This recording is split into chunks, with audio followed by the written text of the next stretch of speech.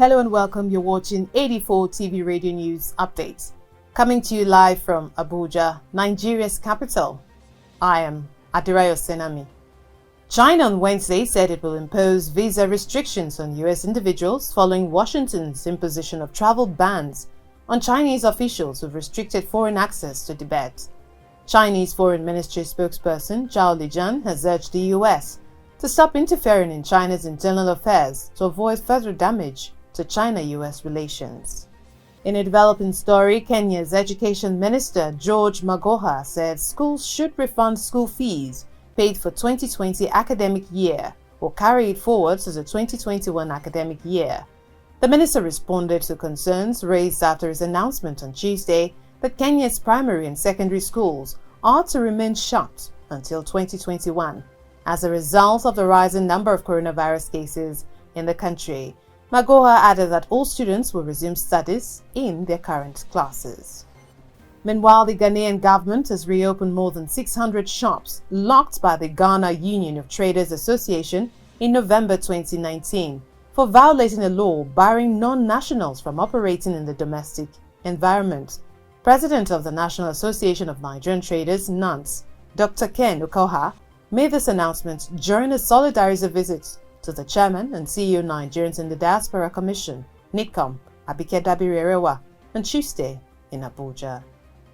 In the U.S., the District of Columbia has taken a class action suit against Education Secretary Betsy DeVos, accusing the Trump administration for trying to unlawfully divert coronavirus pandemic relief funds from public schools to private schools.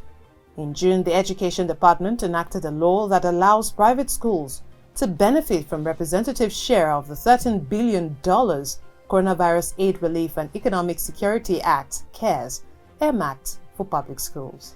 According to the lawsuit, a portion of the funds are allocated to private schools to provide equitable services to students. The department's interpretation allows it to count all students for purposes of the funding formula instead of just those who qualify for assistance. We'll take a break now. When we return, schools partially reopen. We'll be right back.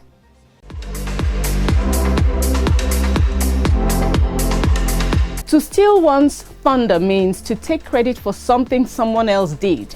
So if, for instance, you're on a project team and everyone knows you did more than 70% of the work, only for some other team member to show up and take credit for the whole work, that person has stolen your thunder. Welcome back. You're watching 84 TV Radio News Update.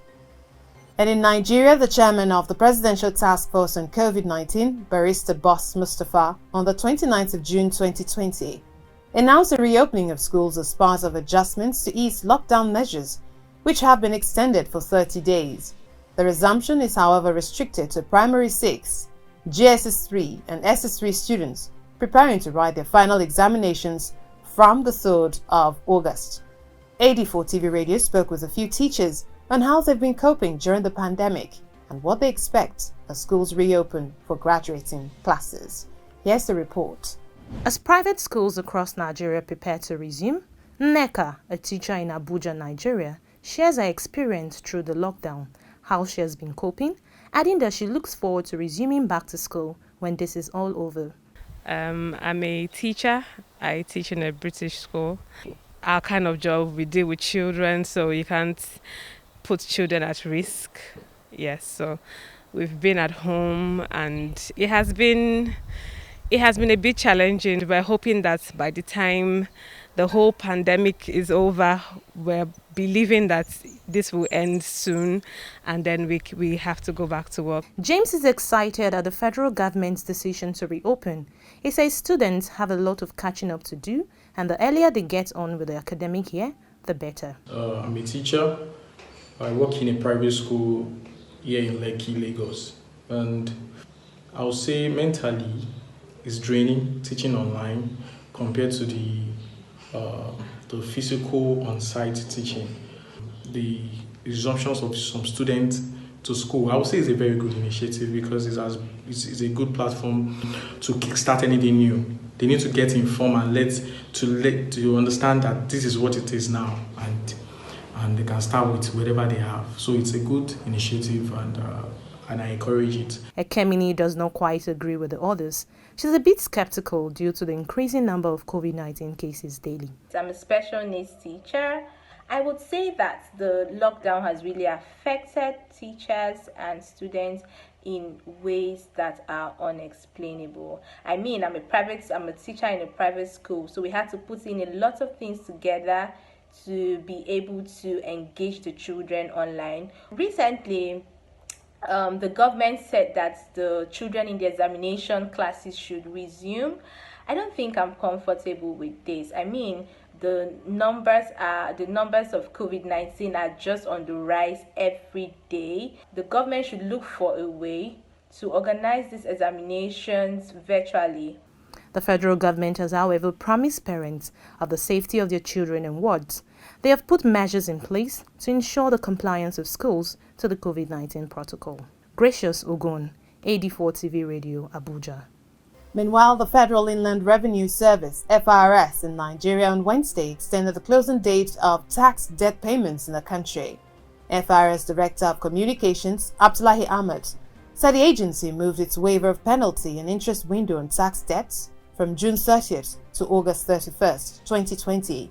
He said the extension is part of the FRS palliative measures to cushion the effects of the COVID-19 pandemic on the Nigerian economy and support tax-paying individuals and businesses in the country.